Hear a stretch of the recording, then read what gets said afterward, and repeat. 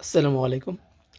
আশা করি সবাই অনেক ভালো আছেন। আলহামদুলিল্লাহ আমি অনেক ভালো আছি। তো আজকে আমরা জানতে চলেছি মহান রবের বিশাল এই সৃষ্টি জগৎ সম্পর্কে। কী রয়েছে মহান এই রবের সৃষ্টি জগতে যা এতই বিশাল? সো আসেন আমরা জানি। প্রথমেই আমরা জানি যে ২২৮টা দেশ মিলে একটা পৃথিবী। আর এই পৃথিবী থেকে আমরা খালি চোখে যেই প্লেটের মধ্যে একটা জিনিস দেখতে পাই, যেটা না সূর্য, যেটা পূর্ব দিকে উঠে এবং পশ্চিম দিকে অস্ত যায়। সো ওই সূর্যটা হচ্ছে আমাদের পৃথিবী থেকে ১৩ লক্ষ গুণ বড়।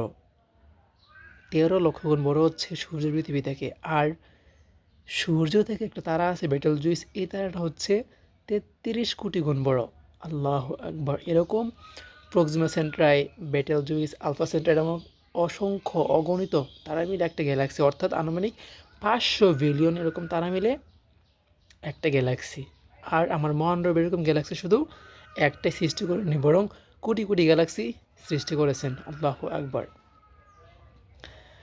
এখন কথা হচ্ছে যে পৃথিবী থেকে সবচেয়ে নিকটবর্তী যে তারাটা, এটার নাম হচ্ছে প্রক্সিমা সেন্ট্রাই।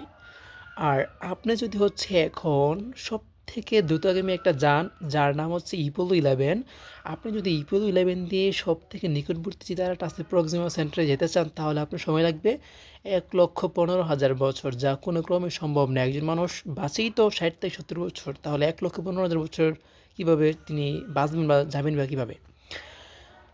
সো আমার মহান রব Galaxy, supernova, black hole crore crore সৃষ্টি করেছেন। সো এতক্ষণ আমি এইগুলো যে বলছি, এগুলো হচ্ছে প্রথম আকাশের মহাশূন্য, নট প্রথম আকাশ। সো এইগুলোর পরে হচ্ছে প্রথম আকাশ, যেহেতু এগুলো প্রথম আকাশের মহাশূন্য। এরপরে হচ্ছে দ্বিতীয় আকাশের মহাশূন্য, দ্বিতীয় আকাশ। এরপরে হচ্ছে তৃতীয় আকাশের মহাশূন্য, তৃতীয় আকাশ। এরপরে হচ্ছে চতুর্থ আকাশের মহাশূন্য, চতুর্থ আকাশ। এরপরে হচ্ছে পঞ্চম আকাশের মহাশূন্য, পঞ্চম আকাশ। এরপরে হচ্ছে ষষ্ঠ আকাশের মহাশূন্য, ষষ্ঠ আকাশ। সো ষষ্ঠ আকাশে একটা গাছ আছে, যে গাছটার নাম হচ্ছে সিদরাতুল মুনতাহা। এই গাছটা হচ্ছে বড়ই গাছ। সো এই গাছের পাতাগুলো হচ্ছে যে হাতির কানের মতো, এবং এই গাছের ফলগুলো অর্থাৎ বড়িগুলো হচ্ছে তেলের ড্রামের মতো বড় বড়। আল্লাহু আকবার! সো আমাদের মহানবী সাল্লাল্লাহু আলাইহি সাল্লাম বলেন যে সাহারা মরুভূমিতে একটা আংটি রাখা হলে ওই মরুভূমির তুলনায় আংটিটা যত নগণ্য বা ছোটো মনে হবে, ঠিক তদ্রূপ মহান রবের সৃষ্টিজগতের দ্বিতীয় আসমানের তুলনায় প্রথম আসমানটা ঠিক ততটুকু ছোটো। আল্লাহু আকবার! আবার এই দ্বিতীয় আসমানটা তৃতীয় আসমানের তুলনায় ঠিক ততটুকু ছোটো। আবার এই তৃতীয় আসমানটা চতুর্থ আসমানের তুলনায় ঠিক ততটুকু ছোটো। আবার এই চতুর্থ আসমানটা পঞ্চম আসমানের তুলনায় ঠিক ততটুকু ছোটো, এবং ষষ্ঠ আসমানটাও সপ্তম আসমানের তুলনায় ঠিক ততটুকু ছোটো। আল্লাহু আকবার! সো এখন যদি আমরা আরেকটু এগিয়ে যাই, যে সপ্তম আকাশের দিকে যদি আমরা লক্ষ্য করি এবং সপ্তম আকাশ সম্পর্কে যদি আমরা জানতে চাই, সো আমরা প্রথমে এই জিনিসটা জানতে পারবো যে সপ্তম আকাশে রয়েছে মহান রবের এক বিশাল সমুদ্র জগৎ, সৃষ্ট এক বিশাল সমুদ্র জগৎ এবং একটা আড়স। আমরা কিন্তু সবাই প্রতিনিয়ত শুনি যে আড়স করছি, বিভিন্ন ধরনের ডিভাইস থেকে শুনি, কোনো ইউটিউবের ইউটিউবারদের মুখ থেকে বা কন্টেন্ট ক্রিয়েটারদের মুখ থেকে, অথবা কোনো হুজুরদের মুখ থেকে শুনি আড়স করছি। বাট এগুলো যে আদৌ কোথায় বা কী, আমরা কিন্তু এগুলো অনেকেই জানি না। সো আজকে আমরা হচ্ছে জেনে নিই, আড়সটা হচ্ছে সপ্তম আকাশে, আর এই আড়সের ভিতরে রয়েছে মহান রবের কুরসি, অর্থাৎ কুরসি মানে হচ্ছে সিংহাসন। সো এই সিংহাসনে আমার মহান রব ওনার উনি আসেন। সো এখন কথা হচ্ছে যে এই কুরসিটা কতটুকু বড়?